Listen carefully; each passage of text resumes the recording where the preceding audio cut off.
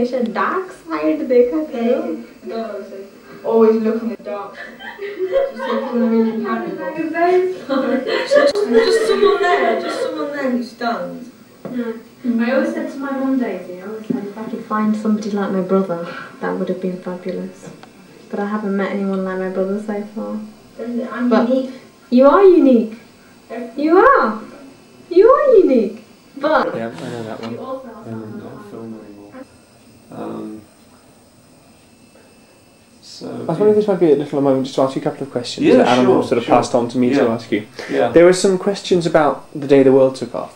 Yeah. And there were then some more general questions. Yeah. And some apply really to what you've done with it, which intrigued him a lot. Yeah. And well, what you remembered of, of course. I'll try. Well, I was going to say because it's the kind of the mother cat syndrome. You know, you know each and individual detail at the time, but as soon as it goes out, so you kind of it's very odd actually. I find it a bit frightening. You as soon as you stop working on it, you kind of the next one slots in, and so you just kind of discard a lot of it from your memory. I'm quite sure. Yeah, you must do. You must do. I mean, so these are things that he'd written down, but if they don't apply, and if you can't remember them, it's of course it's no big deal. He'd wondered if you remember which of the 6 programs you did work on, and he thought it was 4 to 6. But perhaps there were others, like re-editing of 3 and things. I re-edited 3 and did 4, 5 and 6, yeah. Right. And do you remember which sections that sections in terms of program structure that you worked on were most difficult or most enjoyable to edit, like glass or clocks or agriculture, or certain challenges associated with any sections? Yeah, could you give me a moment to think about that? Yeah, no, sure, that was not a serious, it doesn't have to happen right away. And more generally about the whole series, he was interested were there features of that, the day the world took off, that were very different in kind to other things you've done? Certain challenges or certain features that were easy, things that sort of stand out as being typical from that program? Well, I think the biggest challenge was the concept, which I believe it was. I mean, David Dugan germinated the project, but that was very much in conversations that he had with Alan, and the structure. I mean, it was an eye-opener for me. I found it very interesting because the structure was pretty counterintuitive to the very traditional way that, I mean, I'd been taught history at school, and especially the history of the Industrial Revolution, which is, you know, very much that it was inevitable. In fact, you never even question the fact that it happened in this country, and basically it was taught in a way that you took it for granted that British were so much smarter than everyone else, and it had to happen here. It just happened naturally. And because and also the very traditional model that we'd been taught as school children, that Britain had all the material resources and they all combined. You know, the sort of, you know, Sheffield was the home of the steel trade and the cutlery trade because it had coal, it had iron, it had millstone grit, and it had fast-flowing rivers, and the same with Manchester and Lancashire and the mill trade. And so it was almost as though God had sort of pointed his finger, and, you know, and it all happened in Britain. And it was a fantastic eye-opener for me because, you know, we were brought this model which is turning it completely on its head and asking, well, why did it happen in this country? Was it preordained? Why didn't it happen somewhere else? And of course, the more you and by having this pyramid model of going back further and further, the further back you go in history, the more it seemed obvious that it should have happened somewhere else. You know, it should have happened in China, or should have happened in Japan, and so that was a fantastic model to work with. But no one really quite thought in the beginning that it would work. A because it was counterintuitive, and B because you, instead of working towards the point of, you know, the launch of Stephenson's rocket, you know, this kind of pivotal moment in history when, you know, the Industrial Revolution came to its head, you're going, in each successive program, you're going further and further away from that point. You kind of pull out. You're pulling out, which is, you very rarely see programs structured in that kind of way. Normally you kind of do the opposite, and you start far out and then you draw in towards the kind of... But I know David was very keen to sort of stand all that on its head and use that as a deliberate device to make people look again at history and at world civilization. So, you know, that was a big challenge. But what made it work was, and again, it was an eye-opener for me, and I think it was a fantastic lesson in watching excellent historians, anthropologists and experts in their field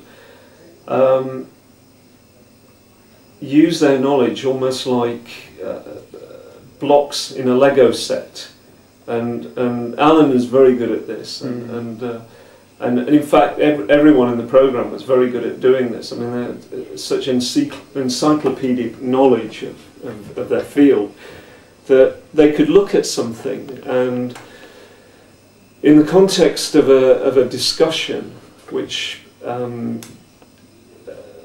actually happened in the series very deliberately, we had an element, a strand in the series, which was these kind of round table discussions, the seminars. The seminars, and when they worked very well, which only happened a few times, I have to say, and it tended to happen towards the end of the filming, as these things often do, was when there was a genuine moment of creativity, and a subject would arise, and they'd all talk around the subject. But it was just wonderful to watch these academics just take things like little building blocks and then make a completely new model, and stand back and look at it, and it's something completely new that hadn't existed before they'd all sat down together in that room.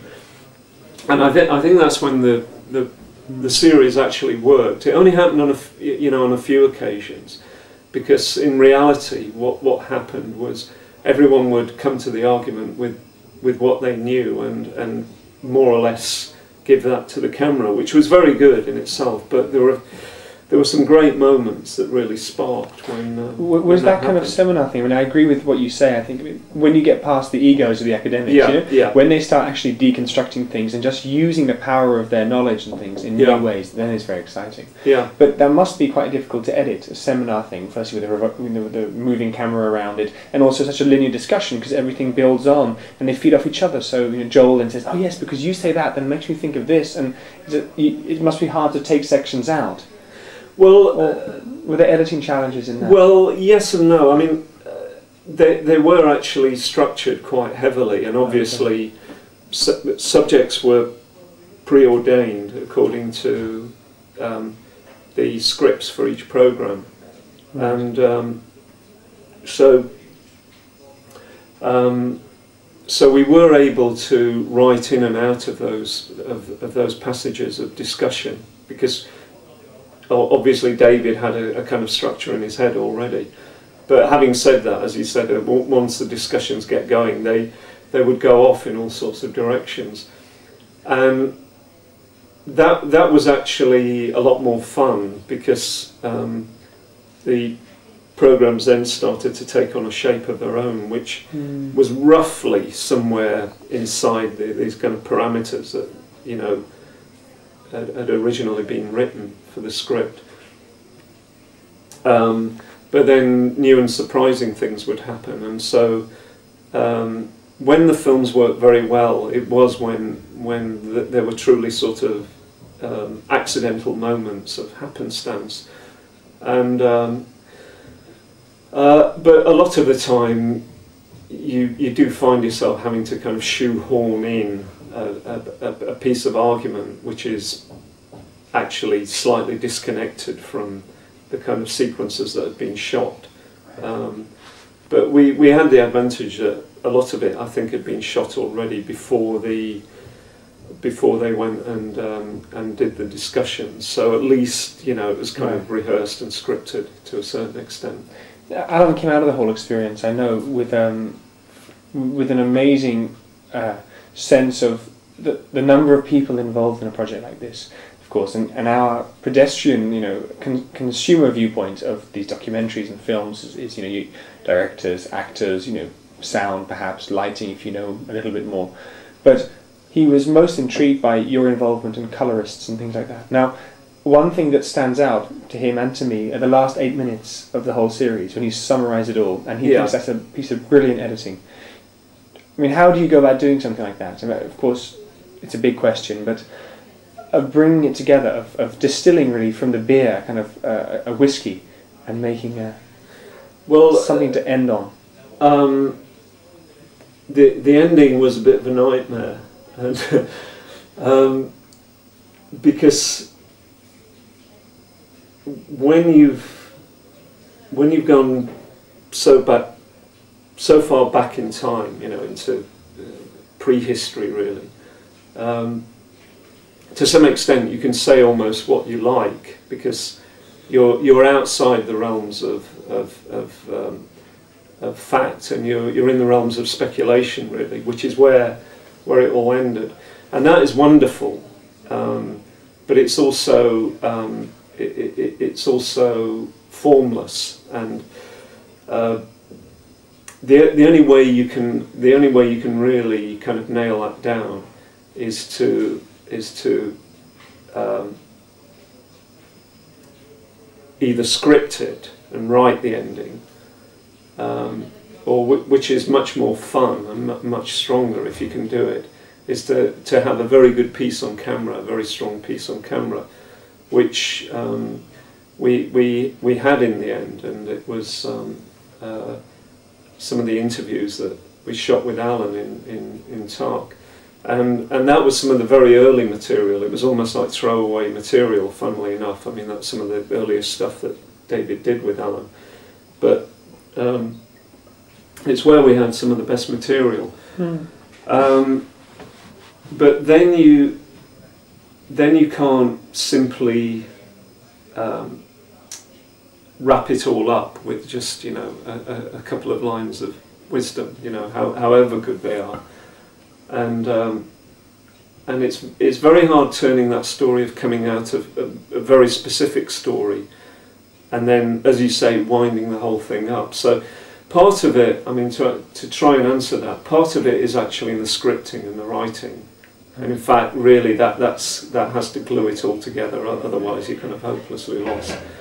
Part of it, if you're lucky, is having some very good, profound pieces to camera, which we had one or two. And we had a few of those, but it was very difficult because none of them were quite saying what we wanted them to say. So then, again, you're kind of having to shoehorn little bits and pieces to put the argument together.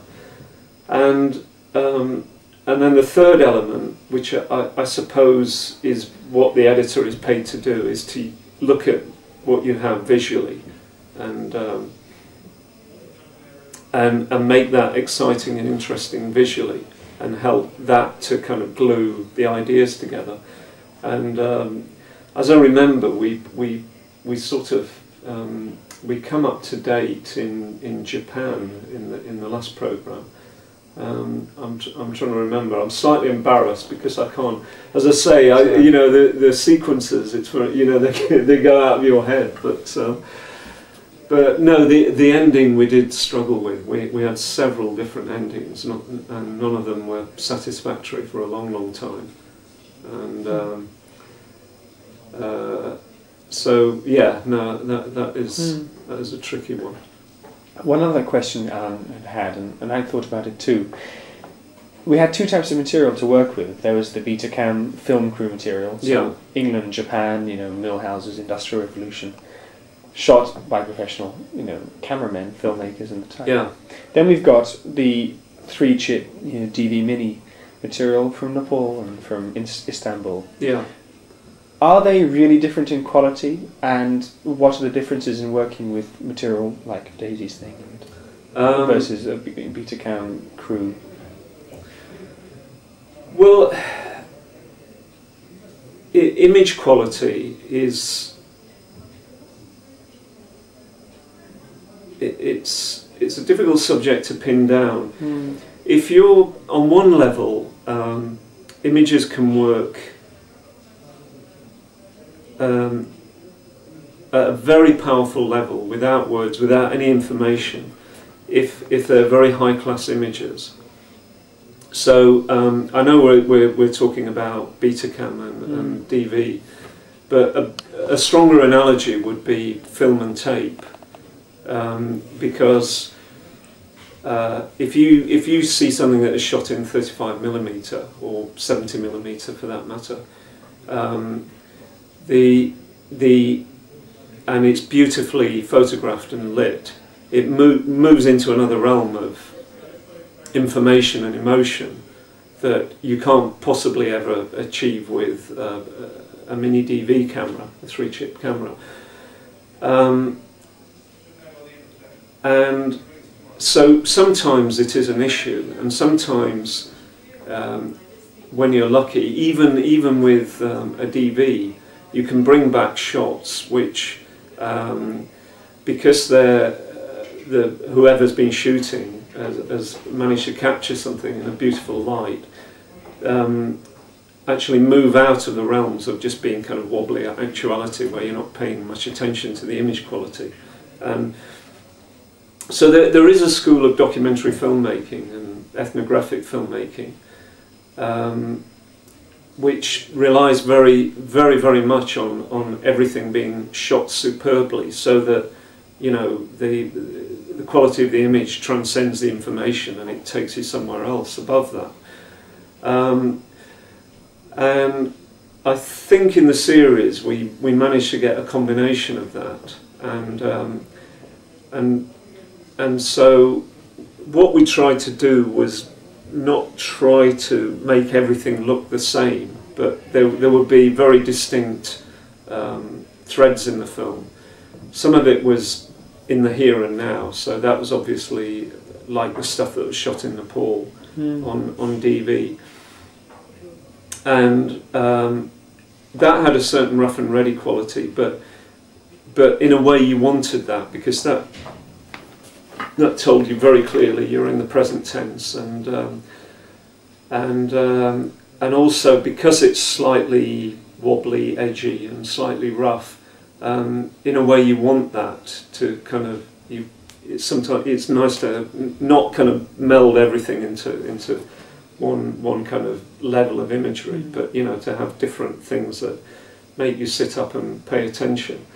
So I think it actually works very well when you have so we had a mixture of film, we had a mixture of film stuff shot on Betacam, stuff shot on DV, but the film was obviously used for dramatic reconstructions.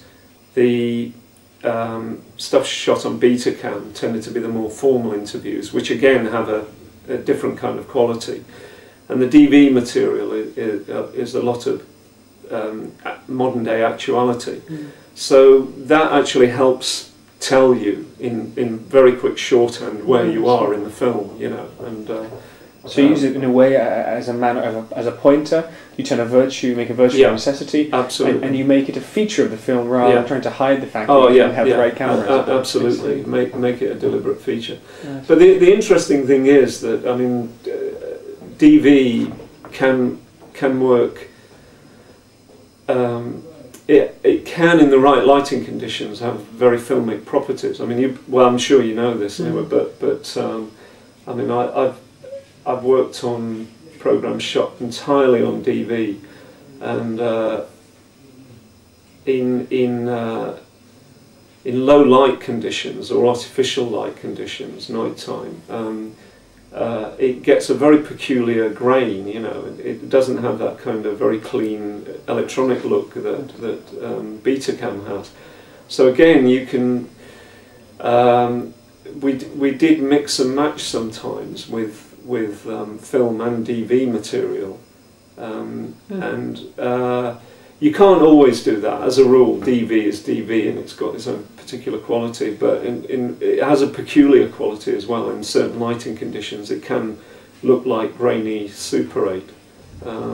So that was a kind of little side advantage, you know. Interesting. I heard from Alan that you often edit to music, or you do, or you have. I mean, maybe often is not the right word, but yeah. How does that work? I mean, I've seen the amazing CD collection up there. Yeah, no, 9/10 of that is absolute junk. That is what they call library music. Which, right. I've got to throw a lot of that out actually.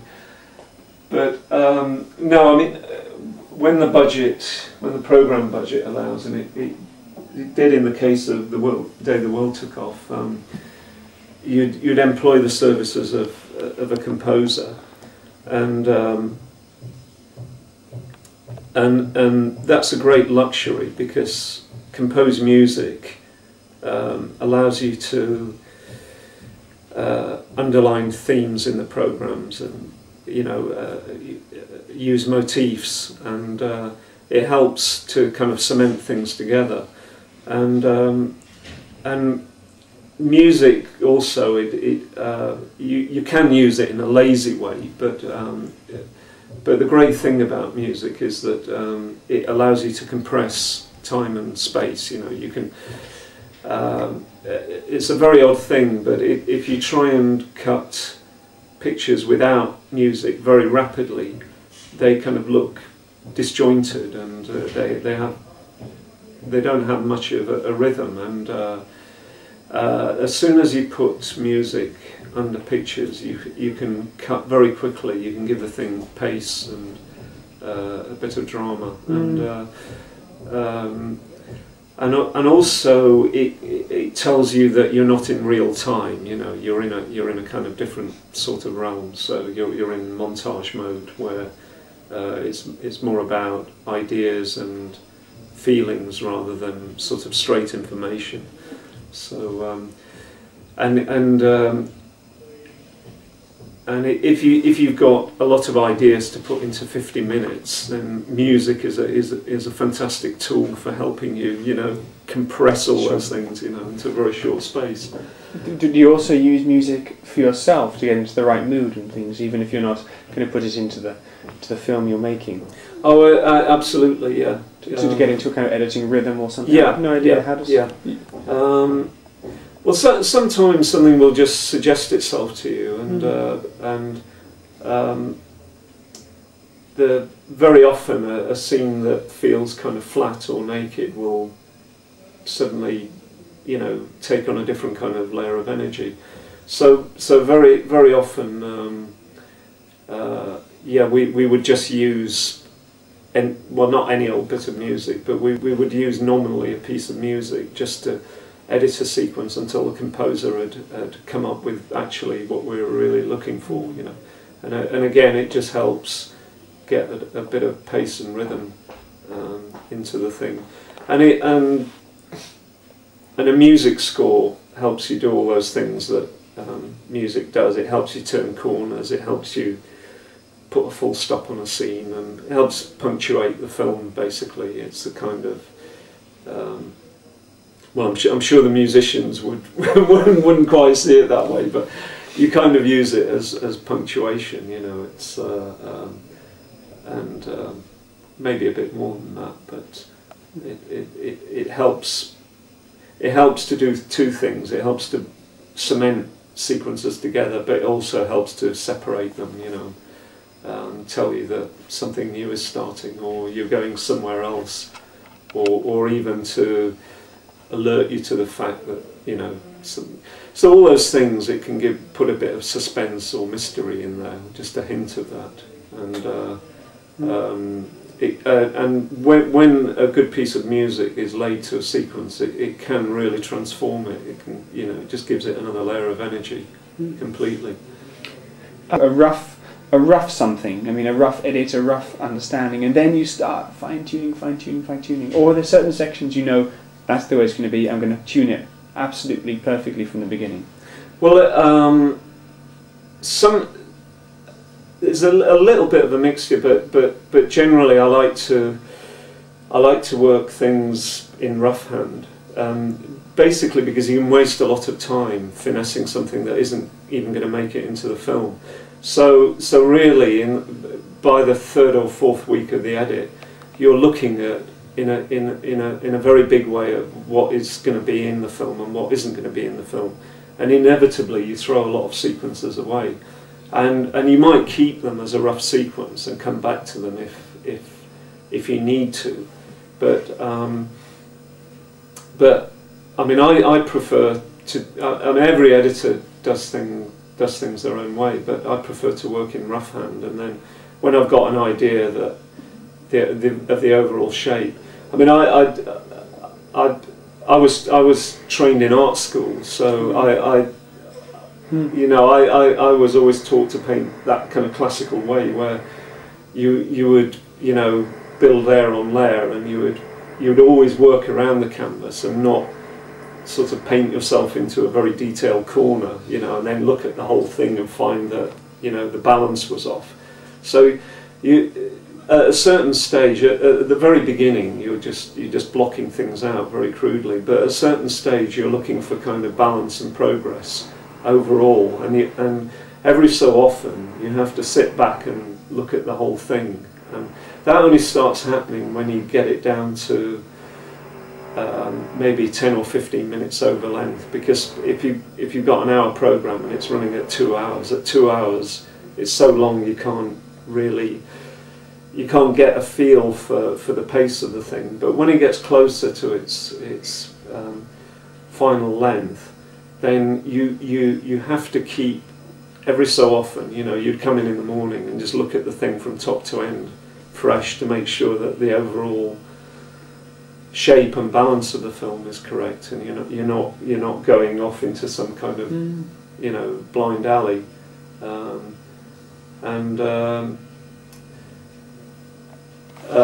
no, it's an interesting analogy, because Do you have ways of remembering? I mean, you said it's been written down or time coded, but when it comes in, you actually give it your own name. You know. Yeah. So you know, the dance party 3.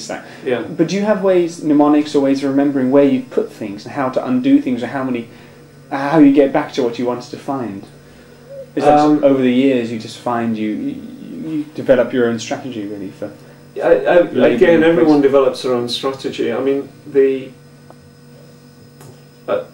if you're brought up as a film editor, right? We had the one thing about working with film, which was fantastic for remembering where everything was that you would always have to spin up and down a roll to find a particular shot, and the very act of doing that, even at high speed, you would see bits and pieces of other shots which maybe you would never use, but occasionally there'd be something you'd say, oh, I need that close-up of a guy in a red hat or whatever, and you would know which role it was in because you'd seen it 20 times because you were spooling to another shot. And one of the drawbacks with digital editing is that you can instantly navigate to an individual frame, which you tend to do. You don't spool up and down the whole roll. But in a funny sort of way, I kind of, every now and again, I just like to do that. I like to have a kind of a wander about and just remind myself. And some directors find that very frustrating because obviously they want every moment to be spent constructively but I find in a way I think any creative process you need to sometimes get away from the actual nitty-gritty of what you're doing and have a bit of a metaphorical wander about. And but to answer your question, no, I give things particular names, and I give things stars and ticks, and by logging things yourself, it does lodge it in your memory. It's like if you read something, a memo that someone else has written to you, and you commit it to memory and then throw the thing away and put it in the bin, you will not remember that as clearly as something that you've written yourself. So if you copy that out, the physical act of writing embeds it in your memory much more clearly. I mean, I'm generalising, but that's how it works for me, and I think it, yeah. So I try and do the same thing when I'm logging the rushes, and that is actually, apart from the two most important things that happen in editing, is the first time you look at the rushes, and the final time when you put in the final touches, because when you first look at the rushes, that's when you get that first feeling of, you know, what you think, that's fantastic and that's got to be in the film, and the things that excite you. And in between that, there's a lot happens, and you get too familiar. There gets a point where if you go beyond that point, you've become too familiar with the material and it doesn't excite you anymore.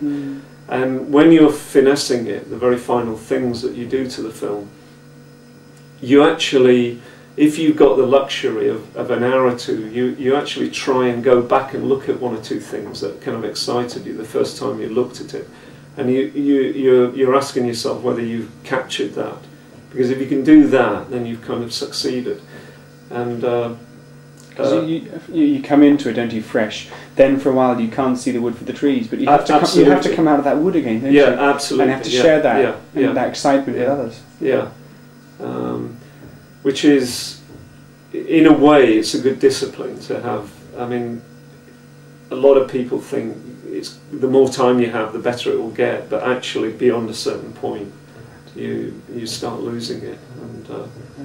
And that's a good tip. Do you have any other kind of little thought or little tip for amateur editors on small little machines like us using things that you've learned over the years to avoid, and things that, for example, I mean, everyone always says when you buy a video camera like this, first thing is don't play too much with the zoom. You know the way that that's the ultimate amateur experience. Likewise, from the editing angle, there are certain things that make you think, uh-oh, you know, super amateur. Well, I think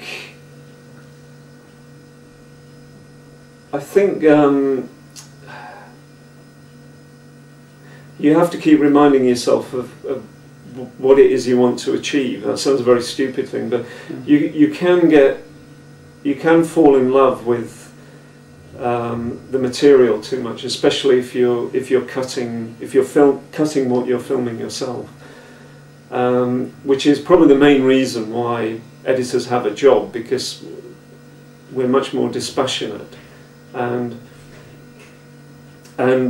you're looking to get to the heart of things all the time. And even though I mean, there's an old adage that, you know, many a film has been ruined by wonderful shots, and people fall in love with the material for all kinds of reasons. And so what tends to happen, there's always a bit of a tension between the director and the editor, because the director might have a favourite sequence, but as an editor you might say, look, this has got nothing to do with the story, and we can manufacture a way of getting it in the film, but it's getting in the way, let's get rid of it. So, you know, I don't know, I mean, it's, you know, if in doubt, get rid of it, throw it out,